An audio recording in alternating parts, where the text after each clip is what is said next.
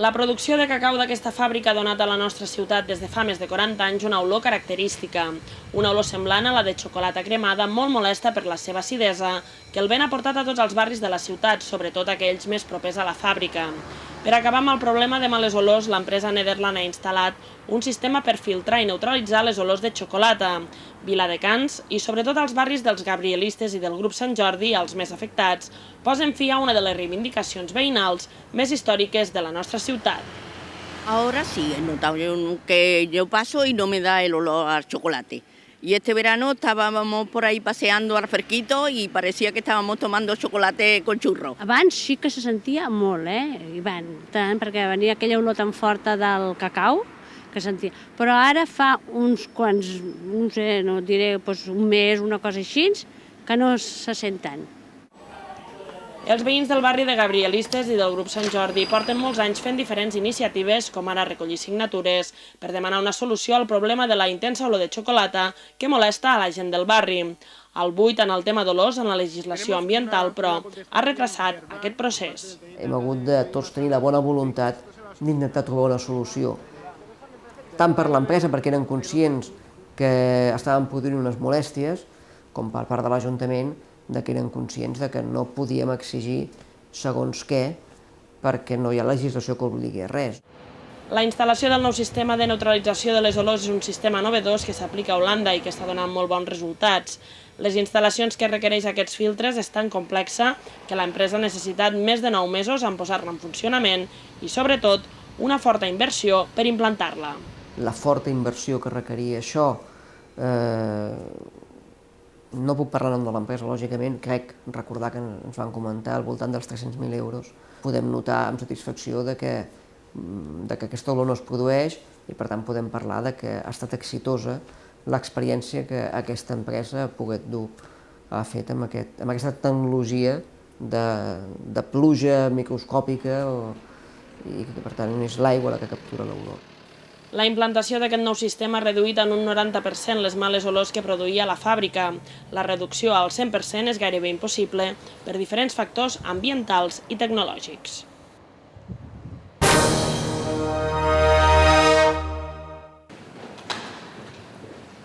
La majoria d'estudiants universitaris es troben en plena època d'exàmens. Molts d'ells, però, no disposen a casa d'un espai adequat per estudiar d'una forma còmoda. Per això, des del 29 de desembre i fins al proper 1 de febrer, la Biblioteca de Viladecans torna a oferir el servei d'aules d'estudi. Un servei del qual en aquestes èpoques es beneficien majoritàriament els universitaris, però que cada cop utilitza un perfil més ampli d'estudiants. Només l'època de gener i febrer es beneficien sobretot estudiants universitaris, tot i que mirant els registres de la gent que ha vingut hem vist algunes persones que són estudiants de quart d'ESO, que és cosa que ens alegra molt, que agafin aquest hàbit, que coneguin aquest servei i que continuïn venint també en properes edicions, però majoritàriament són estudiants universitaris. Les aules d'estudi són un servei del tot consolidat a la nostra ciutat. L'any passat, per exemple, més de 2.500 estudiants van preparar els seus exàmens a la biblioteca. I és que a més de comptar amb un espai ampli i lliure de distraccions, estudiar a les aules ofereix també altres avantatges. El valor afegit de que puguin venir a la biblioteca en servei d'aules d'estudi és tot el material tan privilegiat que hi ha aquí i que poden gaudir fins a la 1 del matí, tot i que no hi hagi el servei de biblioteca, no es poden endur en préstec ni escoltar discos, però tenen moltes obres de referència per consultar, tenen els ordinadors de l'aula multimèdia que poden consultar per internet, poden estar fent treballs. No està molt massificat a la nit, per tant la gent més o menys pot venir i quedar-se una bona estona, pràcticament la que necessita per fer el que ha de fer. L'horari d'aquesta nova edició de les aules d'estudi és de 8:45 del vespre a 1 de la matinada de dilluns a divendres i de 2 del migdia a 1 de la matinada els caps de setmana.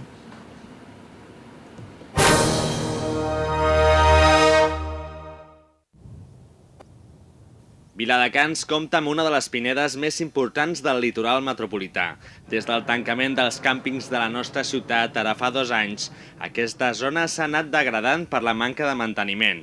Per evitar això, AENA, l'empresa pública que gestiona els aeroports espanyols i que té gran part dels terrenys de la Pineda viladecanenca, ha posat en marxa un pla de gestió forestal de la zona. Amb la col·laboració de l'Ajuntament de Viladecans, AENA ha engegat una sèrie d'actuacions per garantir la bona salut de la pineda. Periòdicament es faran unes comprovacions del nivell de les plagues, també es faran podes, es trauran els arbres que estiguin morts. Un dels problemes que presentava aquesta pineda és que havien anat creixent els pins els uns contra els altres i feia falta en alguns casos treure alguns exemplars perquè els del voltant poguessin respirar. Això és el que se'n diuen podes sanitàries. Un informe d'aquest pla de gestió forestal ha determinat que l'estat general de la pineda viladecanenca és força bo. Tot i això, en alguns punts s'ha detectat la presència d'escarabats tomicus, uns insectes que danyen els pins i que van fer perillar l'equilibri de la pineda. S'està intervenint, però no podem dir que no tingui cap problema en aquests moments la pineda i tampoc podem dir que sigui un malalt greu. El tomicus és un escarabat que, per posar una analogia domèstica, és com un corc. Llavors obre galeries a dintre dels troncs d'arbres debilitats, molt especialment sempre busquen els arbres que estiguin més febles. Per evitar una possible plaga, AENA ha encarregat el tractament amb plaguicides i la tala sanitària de branques. Amb aquestes actuacions es vol conservar un espai natural únic al litoral metropolità. Realment és un privilegi. Hem de pensar que amb aquestes gairebé 100 hectàrees d'espai litoral no té parangó a nivell del litoral de tot Barcelona i a Catalunya difícilment. Té un valor paisatgístic i un valor com a espai natural. També ha tingut, i esperem que torni a tenir, un valor en algunes de les zones com a espai de lleure perquè la gent que vagi a la platja pugui també gaudir. Conservar aquesta pineda s'ha convertit en una prioritat per l'Ajuntament de Viladecans, ja que s'està treballant per establir aquesta zona com un espai d'oci pels viladecanencs.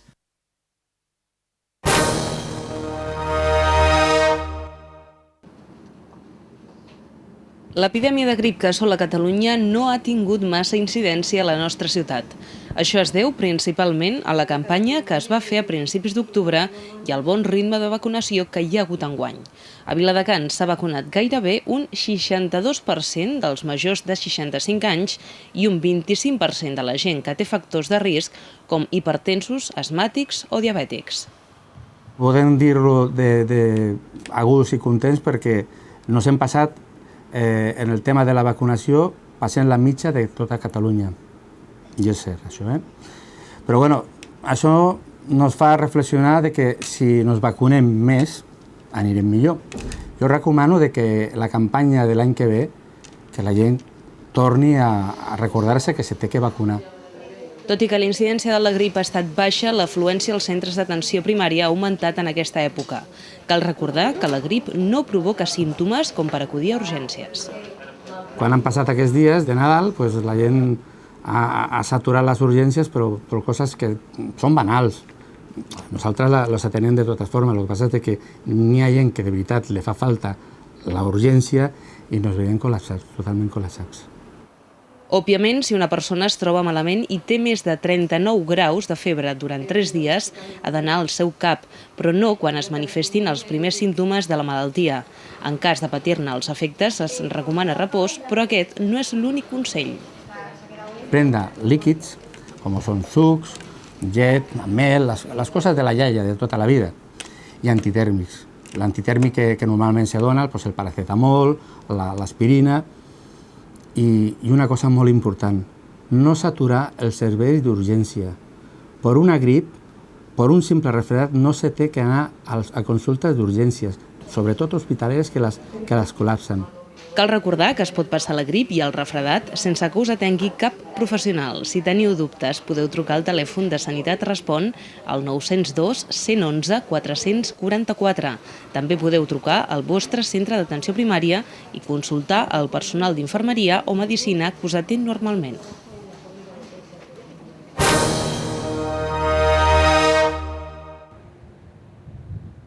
La construcció del tram d'autovia entre la pota sud de la Ronda de Dalt i la nova terminal de l'aeroport facilitarà la comunicació entre Viladecans i la terminal.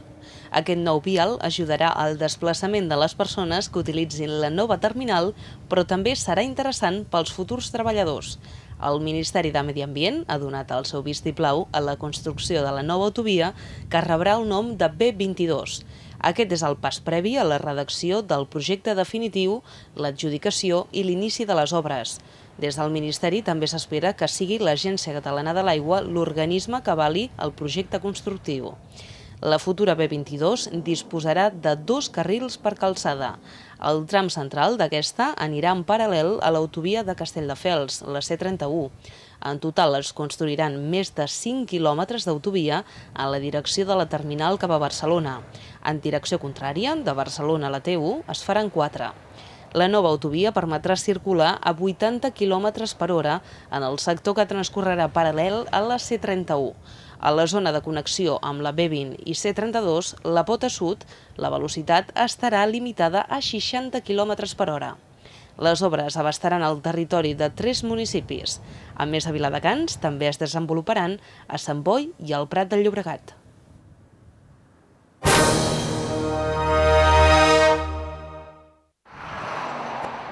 A partir d'avui, els conductors viladecanencs hauran d'estar atents a aquests panells lluminosos. En total, n'hi ha instal·lats prop d'una desena a les vies C31 i C32, al seu pas per Viladecans. Amb el nou sistema, el límit de velocitat, que fins ara era de 80 km, es reduirà a 70, 60 o 50 km per hora, segons factors ambientals, d'obres o retencions. El control dinàmic de la velocitat, un sistema pioner a tot l'estat espanyol, pretén aconseguir més fluïdesa de circulació i, per tant, un descens de la sinistralitat i la contaminació atmosfèrica. Els alcaldes de la zona Delta, entre ells Carles Ruiz, han demanat més flexibilitat a aquest límit. Crec que s'ha de ser flexible, perquè si no, no té sentit que en una carretera nacional o una autopista, com per exemple a l'alçada de Martorell, es pugui anar a 120, que hi ha camions, que és molt perillós, i aquí al Baix Llobregat, que a les 12 de la nit o a les 11 de la nit o a les 10 de la nit pràcticament no va molta gent per la C32 i és més segura, no es pugui anar amb aquesta velocitat. Per tant, jo entenc que seria bo aquesta flexibilització. L'aplicació de la mesura ha comportat l'instal·lació d'un sensor al terra cada 500 metres, amb l'objectiu de controlar la quantitat de vehicles que passen i a la velocitat que van. Aquesta informació s'envia per fibra òptica a un ordinador del Servei Català del Trànsit que actualitza les dades cada 5 minuts. El sistema està comunicat en temps real amb les dues carreteres. Tenim unes seccions de mesura més o menys de mitja cada 500-600 metres. Aquestes seccions de mesura el que fan és compten el nombre de vehicles cada minut que passen per aquests punts i a quina velocitat van. Quan l'ordinador detecta que hi ha congestió, automàticament es modifica el límit a la baixa en el panell anterior del punt conflictiu. Així s'evita arrencades i aturades i a la vegada possibles col·lisions. De moment, la mesura està en fase de proves i durant els 2 primers mesos no es sancionarà els conductors que sobrepassin la velocitat permesa.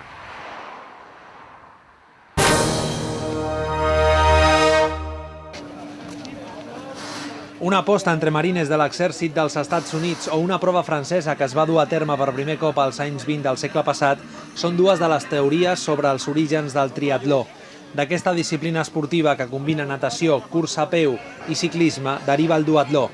El repte dels duatletes és recórrer 3 distàncies, que poden variar depenent del tipus de prova, alternant cursa a peu i cursa en bicicleta. Tant per a professionals com per a aficionats, el nivell d'exigència és elevat. Estamos hablando de unas exigencias, aparte de aeróbicas, musculares, ¿no? Porque estamos hablando de que la carrera a pie exige tener un tren inferior bastante consistente, pero es que para la bicicleta exige incluso un pelín más.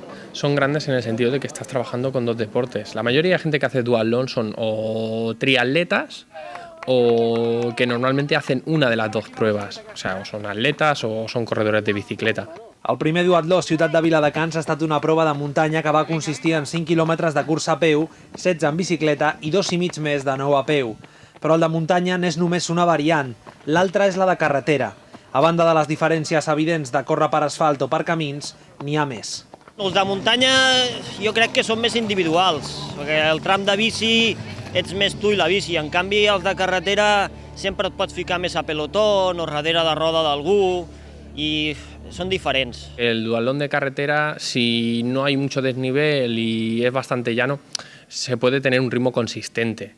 consistente. Es más la diferencia en el aspecto quizás aeróbico que en el muscular, ¿no? Porque en el llano, por decirlo así, el trabajo puede ser continuo a un mismo ritmo, sin embargo en el dualón de montaña te vas a encontrar con subidas, con bajadas, con cambios de desnivel bastante fuertes y eso enseguida te rompe el ritmo y las exigencias musculares son mucho más grandes.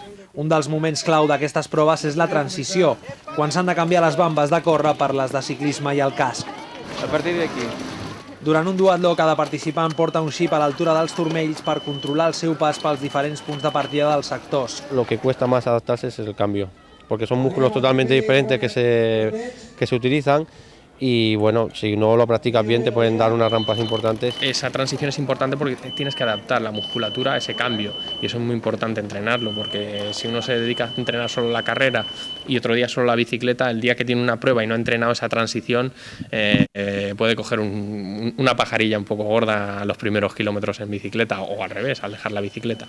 Per evitar problemes i fer un paper digne, l'entrenament esdevé una eina fonamental per tal de treballar els aspectes específics. Tienes que entrenar ya a nivel semiprofesional o profesional muchos días de carrera a pie y al mismo tiempo coger bicicleta. Tanto la carrera a pie como en la bicicleta el trabajo de cuádriceps es fundamental.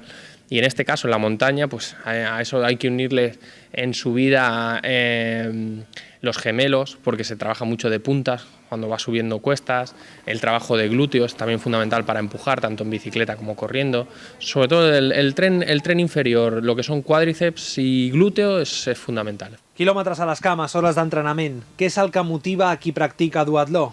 Hi ha una mica de tot, no? Sempre vols millorar el teu temps, però jo crec que hi ha un pique sano que dius entre amics i sempre vas a intentar guanyar el teu company de fatigues, com es diu, no? La sensació de fer bici i córrer és una sensació bastant maca, perquè potser corrent no vas bé i en bici vas bé i la sensació d'adelantar gent que va per davant teu, no sé, és la sensació de fer el canvi de bici a córrer. A vegades les imatges que ens mostren sobre aquest esport fan pensar que només s'hi poden dedicar grans esportistes. És l'hora de treure mites. La prova de duatló, a veure, està molt mitificada, no? Perquè tothom pensa que s'ha d'entrenar molt, que requereix molt de temps, però tot depèn del que tu vulguis fer, no? Si solament vols acabar, doncs no requereix gaire temps, és dedicació. Dedicació i força de voluntat, aquí no hi ha cap secret, com tampoc no n'hi ha en l'expansió que està vivint el duatló en els últims anys. Qui és el que no ha corregut a peu? D'una manera popular, d'una manera en competició, de qualsevol manera, igual que la bicicleta.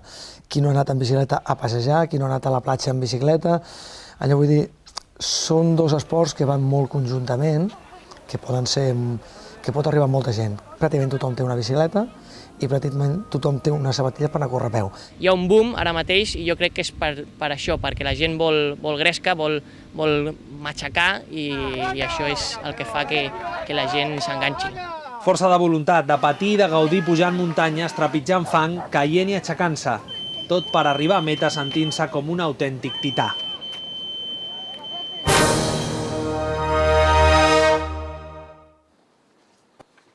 Augmenta el nombre de viladecanencs inscrits a les oficines del Servei d'Ocupació de Catalunya.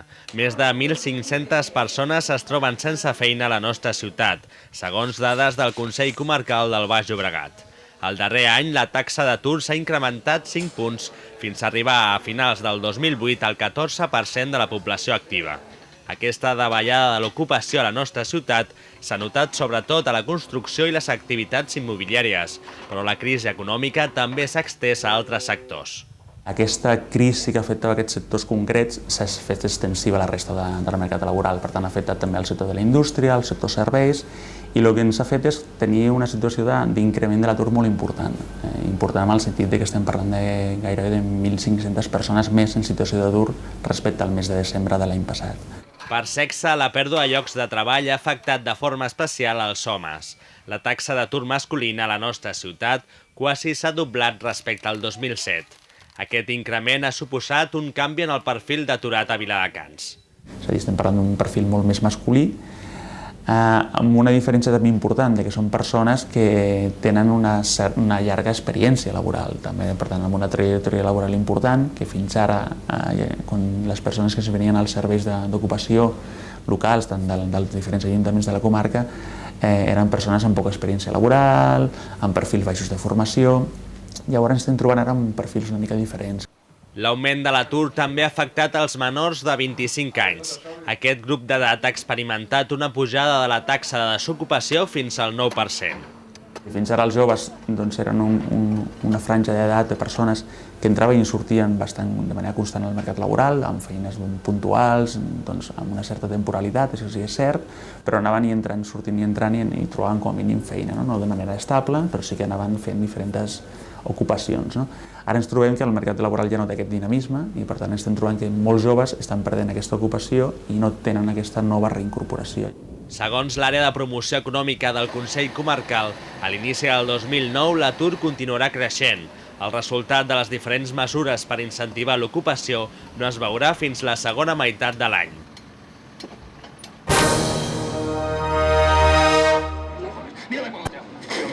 Una escena de violència domèstica que veiem a través d'una finestra d'un pis qualsevol, d'un carrer qualsevol, ens fa veure que el problema de la violència es troba més proper del que ens pensem. Aquest és només un exemple del que podem trobar a l'exposició itinerant Violència, Tolerància Zero de l'obra social La Caixa. Avui el consistori viladecanenc l'ha visitada i ha refermat el seu missatge: no s'ha de tenir tolerància envers la violència. El que es vol és que la societat sigui conscient d'aquestes conductes s'han de denunciar, no es pot ser tolerant. Aquí no pot haver-hi tolerància. Precisament, si ara s'està donant, a través de la legislació, s'està donant tota aquesta situació de veritablement lluita contra la violència de gènere, és precisament perquè la societat ha sigut capaç de ser intolerant, de no donar per bo allò que fa 30 anys sí que es donava per bo. El programa parteix de la base que la violència no és un comportament natural, sinó una actitud apresa en la socialització de l'individu. La reflexió envers aquesta problemàtica és un dels objectius d'aquesta exposició, però no l'únic. Aquesta exposició està pensada per reflexionar, està pensada perquè la persona, la dona que es trobi en aquesta situació sàpiga demanar ajuda, pugui demanar ajuda, i està pensada també perquè els nens de les escoles que vinguin a veure-la entenguin que això d'acusar un company, que això de posar-lo malament, que això de tractar-lo malament és molt greu. Precisament la proposta es completa amb un conjunt de tallers educatius adreçats a les escoles, continuant amb la tasca de conscienciació dels joves viladecanencs. Viladecans, sobretot en la seva part més jove, té molt treballat el tema de la violència. Hem treballat molt amb els instituts, amb els grups de joves i volíem d'alguna manera continuar amb aquesta línia i aportar cada cop més informació, i aquesta que és molt visual és molt més fàcil d'entendre. L'exposició es podrà visitar fins al proper 15 de febrer a la carpa instal·lada a la plaça dels Màrtirs del Setge de 1714. L'entrada és gratuïta.